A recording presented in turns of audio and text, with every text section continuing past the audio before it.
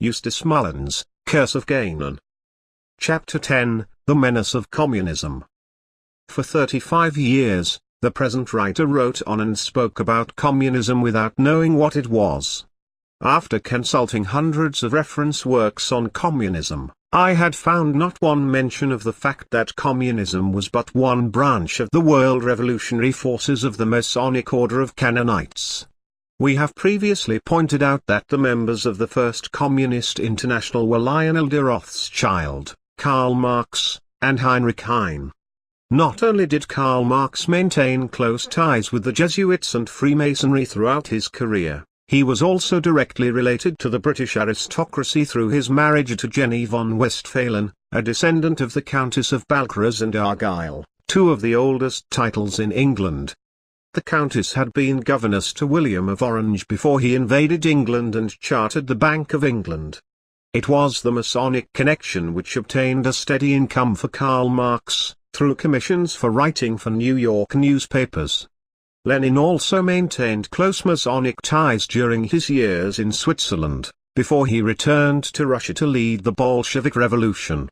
In Switzerland, he had become the member of a secret lodge under the name of Allianz Zederbaum. He received regular financial support, as well as occasional visits, from Sir Alfred Milner, founder of the Round Tables, the Council on Foreign Relations, and Lord Palmerston, Foreign Minister of England. Both Milner and Palmerston had attained the 33rd, or revolutionary degree. Meanwhile, the richest man in the world, the Tsar of Russia, seemed helpless in the face of his country's slow slide into anarchy. Long before the advent of Rasputin, his court had been rife with occultists. The Tribune de Genève headlined a dispatch on December 21, 1902, Russia, an occultist at court. The Daily Mail correspondent at Odessa telegraphed that papered the real facts concerning the occultist Philip's presence at the Tsar's court. Philip has gained great influence over the Tsar. The dispatch further stated that Philippe Nizier of Lyon had been presented to Nicholas by Grand Duke Nicholas Nikovich. Earlier, in Lyon, Nizier had been sued for the unlawful practice of medicine. A French doctor, Gerard Incourse, had written voluminously on Kabbalah and magic. He had been introduced by Philippe to the Grand Duke. Incourse wrote his treatises on magic under the name of Pappus.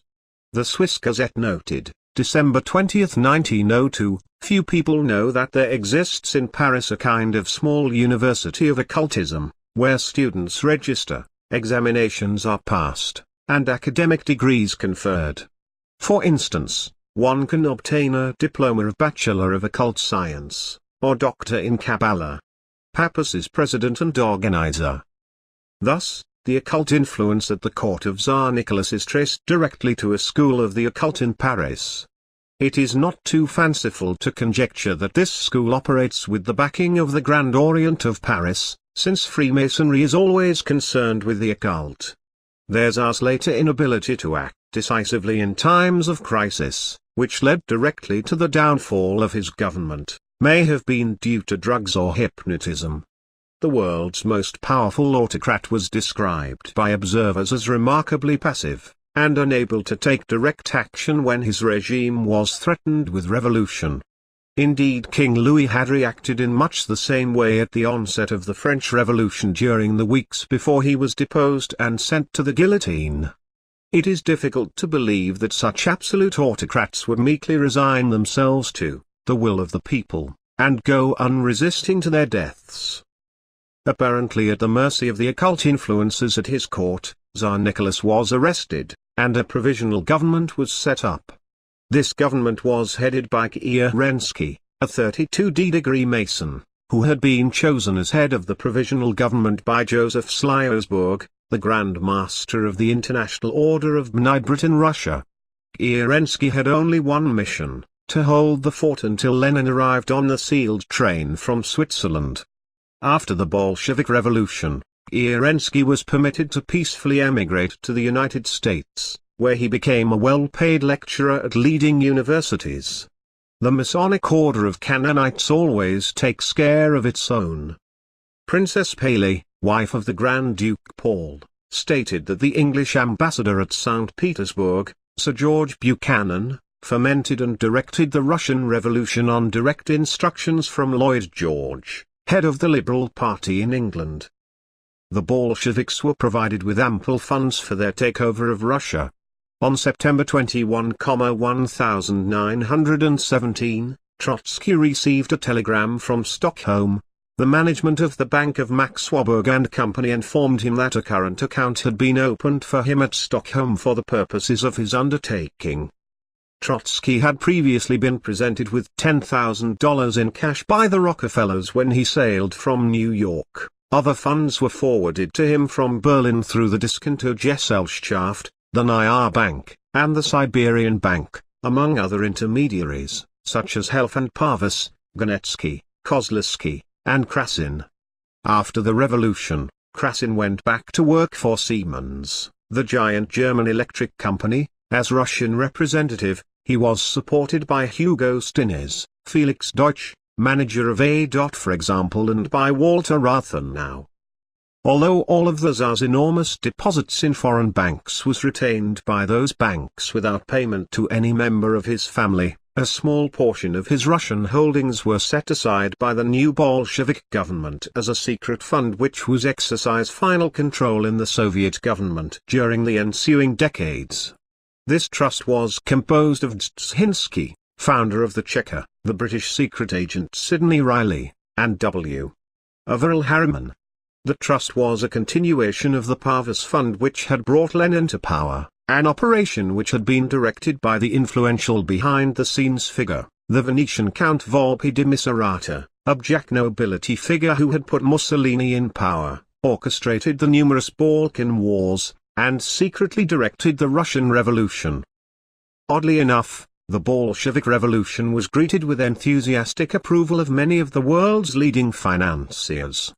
One of the most prominent of their number, Jacob Schiff, senior partner of Kuhn, Loeb Company New York, telegraphed his greetings, as recounted in the New York Times, March 19, 1917, a persistent foe of the tyrannical autocracy, the merciless persecutors of my co-religionists. May I congratulate through you the Russian people upon what they have now so wonderfully achieved and wish you and your colleagues in the new government every success.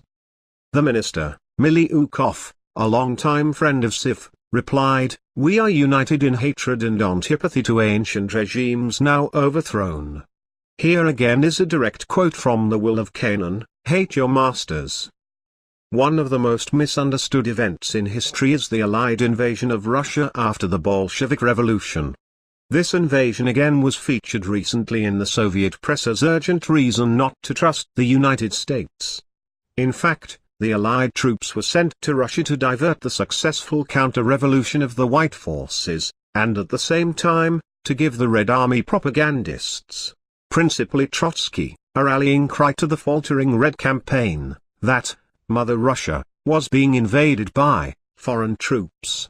This proved to be an irresistible call to the Russian peasants, who immediately rallied behind the Red Army and gave them total victory. In fact, several divisions, mostly British and American, were sent to Siberia, where they remained for a year and a half, without participating in any action. None of the troops had any idea of what they were doing there. They returned home as mystified as when they had departed. Had they been assigned to invade Russia, of course, they would have landed on the European coast and marched straight toward Moscow, which could have been easily taken by these well-armed and trained divisions. They had actually been sent to Siberia to betray the White Russians. This maneuver was exposed in the New York Times, February 15, 1920. When Vladivostok was liberated from the Kolchak faction, there is a pronounced pro-American feeling evident. Revolutionary leaders mounted the steps of buildings across the street, making speeches calling the Americans real friends, who, at a critical time, saved the present movement. The mystery of the American military presence in Russia was never a mystery to its secret Masonic Canaanite backers. The three directors of the Federal Reserve Bank of New York who were financing the Bolshevik effort realized that under Trotsky the Red Army was losing the war. Its orgy of senseless terrorism and slaughter had turned the peasantry against the liberators, and the White Army was gaining daily in support. To reverse the situation, the Federal Reserve Bank directors ordered the Allied troops into Russia. Quartered near the Kolchak forces, they gave the impression that they were there to support the White faction. The Russian people were given to understand that the Allied forces were sent to restore the old autocracy. The press of America and Britain now united the Russian peasantry behind the revolutionaries, and Kolchak's army was soon in full retreat. This was the explanation of the pro-American feeling in Vladivostok. The Allied presence in Siberia ensured the triumph of the Red Army and the imposition of a brutal dictatorship on the people of Russia. There is ample documentation for the subsequent acts of terrorism which horrified the Russian people and permanently turned them against the Bolsheviks. The American Roebuck Commission reported on some of the revolutionary atrocities. The whole cement floor of the execution hall of the Cheka of Kiev was flooded with blood. It formed a level of several inches. It was a horrible mixture of blood, brains, and pieces of skull. All the walls were besmattered with blood. Pieces of brains and of scalps were sticking to them.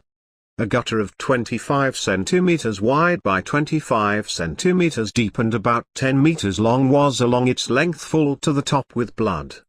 Some bodies were disemboweled, others had limbs chopped off, some were literally hacked to pieces. Some had their eyes put out of their heads. The face and neck and trunk were covered with deep wounds. Further on, we found a corpse with a wedge driven into its chest. Some had no tongues. In a corner, we discovered a quantity of dismembered arms and legs belonging to no bodies that we could locate. Once the White Russian threat of retribution had gone, the Bolsheviks unleashed the full fury of their Canaanite bloodlust.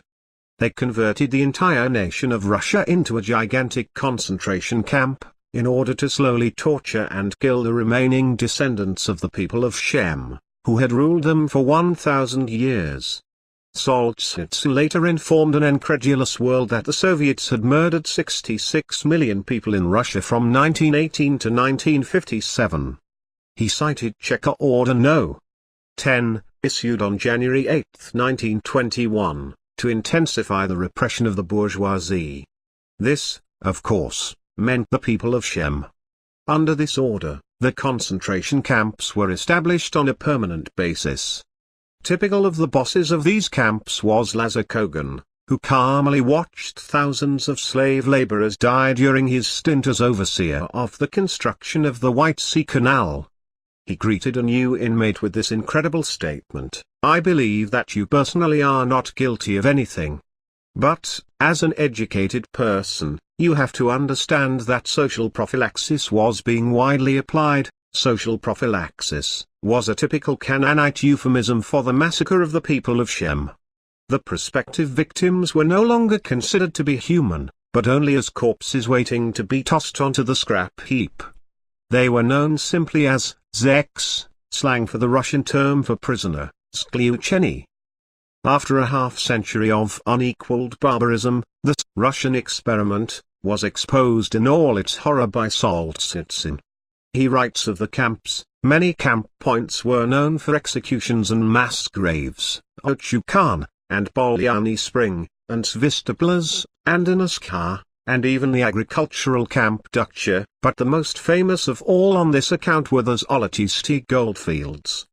At Zolotisty they used to summon a brigade from the mine face in broad daylight and shoot the members down one after another. And this was not a substitute for night executions. They took place, too. When the chief of Ublag, Nikolai Andreevich Iglanov, arrived, he liked, at line-up, to pick out some brigade or other which had been at fault for something or other and order it to be taken aside. And then he used to empty his pistol into the frightened, crowded mass of people, accompanying his shots with happy shouts. The corpses were left unburied. Solzhenitsyn goes on for many pages to describe the horrors of which our liberals knew nothing, but some transports of condemned zeks arrived too late, and they continued to arrive with 5 to 10 people at a time. A detachment of killers would receive them at the old brickyard station and lead them to the old bathhouse, to a booth lined with 3 or 4 layers of blankets inside. There the condemned prisoners were ordered to undress in the snow and enter the bath naked. Inside, they were shot with pistols. In the course of 1.5 months about 200 persons were destroyed in this way. The corpses were burned in the tundra. Solzhenitsyn continues, A.B. has told how executions were carried out at Adake camp on the Pekara River. They would take the opposition members with their things out of the camp compound on a prisoner transport at night. And outside the compound stood the small house of the 3rd section.